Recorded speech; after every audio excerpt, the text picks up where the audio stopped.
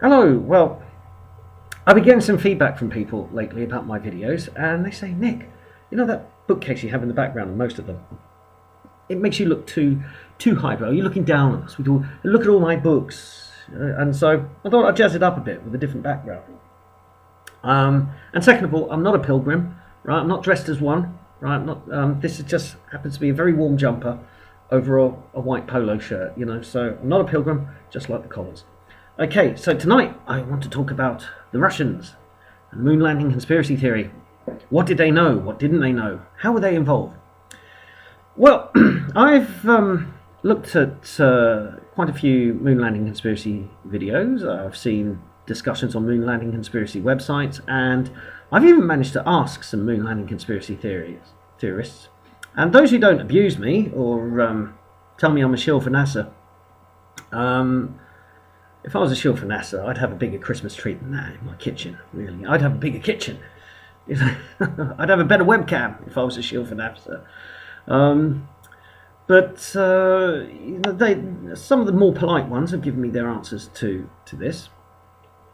So I'm going to cover the three main reasons what people think the Russians were doing in the moon landing conspiracy theory. And the first one is they're in collusion with the Americans. The space race is entirely fake. Now, this is a line that the granddaddy of moon landing conspiracy theorists, Bill Kaysing, has peddled. That he doesn't believe anybody went into space until the early 80s. I'm not sure whether he genuinely believes that. That's another discussion. You know, did Bill Kaysing believe in the theories he was espousing? Discuss. But to me, that's nonsense. And I studied Cold War history in my third year at university, and I can tell you, there's a wealth of historical record, and not just official history, but oral history from people who lived through those times. I've interviewed people who lived behind the Iron Curtain for years. I can tell you that the Cold War was real. And the space race was real, because the whole purpose of the space race is not just to plant a flag on the moon. It's to say that our technology can do this, and that the technology, if you can get to the moon, you can get to anywhere on Earth. If you can do a pinpoint landing on the moon, you can send a weapon anywhere on Earth. And the technological achievements in everything, computing, inertial guidance, rocketry, electronics, engineering, the quantum leap forwards that a successful space program can give you, and it did. The quest is for first strike capability, that your missiles can hit the enemy before your enemy can come back and hit you. And the space race is a kind of the apex of a line of thinking about achieving first strike capability over your enemy. So no, I don't buy that at all, that they're in collusion. There's too much opposition.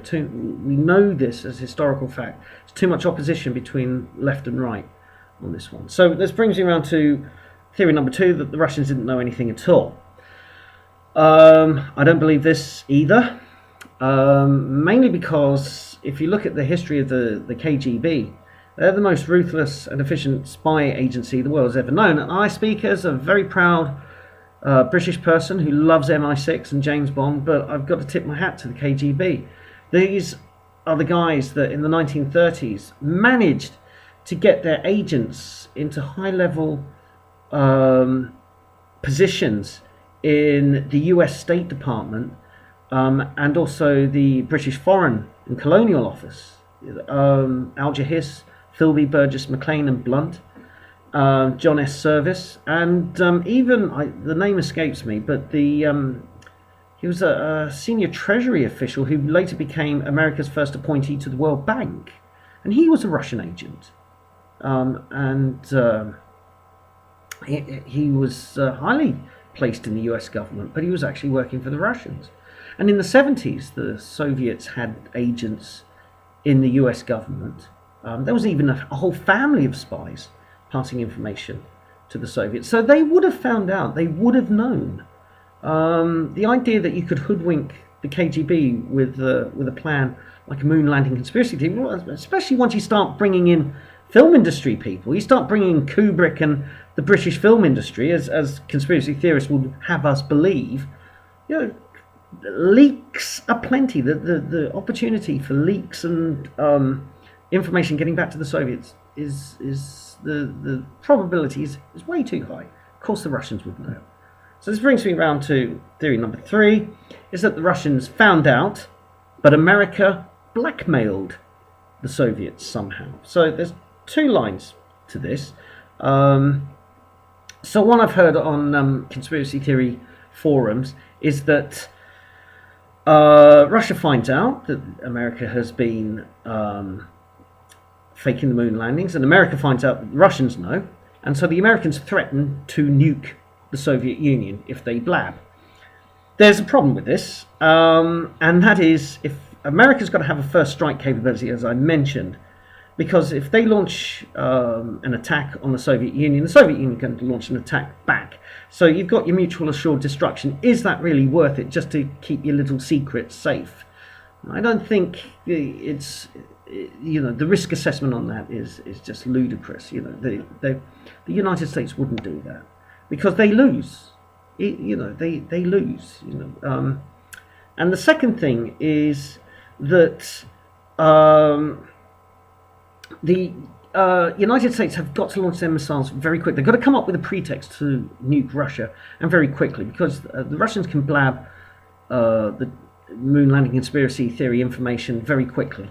So they've got to have a pretext, and they just wouldn't have. The second thing that the Americans apparently blackmailed Russia over was with a grain embargo. So if Russia blabbed, the United States would place a grain embargo and try and starve the Soviets. Again, you've got to come up with a pretext why you're doing that. Pretext doesn't really become available until 1980 with the invasion of Afghanistan.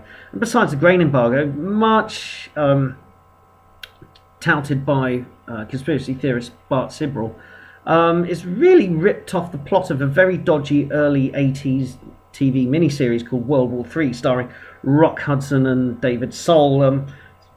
Not a very good show. I don't recommend it.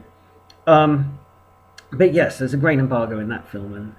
But let's have a look at history. History gives us an answer as to how Russia would cope with a grain embargo. And that we look back at World War II, and the Russians had a scorched earth policy when the Germans invaded. And if you read a fantastic book called 900 Days, The Siege of Leningrad by Harrison Salisbury, I mean, it just goes into horrific detail. The amount the Soviets would endure, mass starvation, millions dead through starvation. But the Soviet, the Presidium, the Supreme Soviet, no, they don't weaken at all. Millions will die, but they will endure. That's the Soviet mindset. It's the Russian mindset. We will endure. And so I'm going to finish this off by giving a little, challenging you. A little intellectual exercise. Imagine you're the Soviet premier and you have on your desk a dossier, and in that dossier contains proof that the Americans faked the moon landing. Okay? And the Americans call up on the hotline and say, "You do this, Mr. Premier, and you'll be in trouble. We'll have a grain embargo on you. We will freeze you out of everything. You will lose." Do you bow down to their demands, or do you publish? Do you let the world know, right? What do you think would happen to America if the proof came out? Right, NATO would collapse, alliances would collapse. America wouldn't have a leg to stand on in the world. The fracas in the US, in the US, but in the UN alone, the whole American alliance system would collapse if this came out, because it's too juicy. So if you're the Soviet premier and you have that dossier, the proof, would you use it? Hell yeah, you'd use it. You would use it in a blink, snap of the fingers. Publish, bring them down. That's what you'd do if you were the Soviet premier. Of course you would. So grain embargo, oh no, we're Russians, we're scared of an American grain embargo. No way. And if you can prove otherwise, please do comment below. Okay, until next time, I'll see you later. Ho ho ho.